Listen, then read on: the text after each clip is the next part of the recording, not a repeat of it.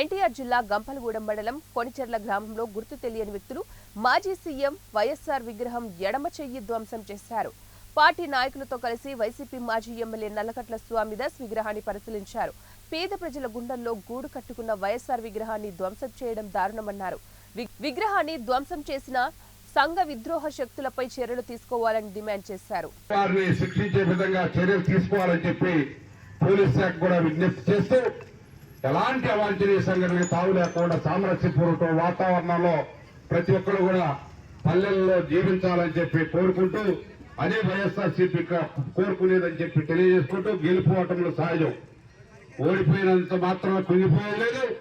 ప్రజల పక్షాన్ని నిలబడతాం. వైఎస్ఆర్ పార్టీ ప్రజల పక్షాన్నే పోరాటం చేస్తామని చెప్పి ప్రజలకు మేలు జరిగే విధంగా పోరాటం చేస్తుంది వైఎస్ఆర్ కాంగ్రెస్ పార్టీ. నియోజకవర్గంలో ఏ ఒక కార్యకర్తకు కూడా మరి ఏ ఇబ్బంది వచ్చినా వారికి అండదండలు అందిస్తూ ముందు కొనసాగుతాం.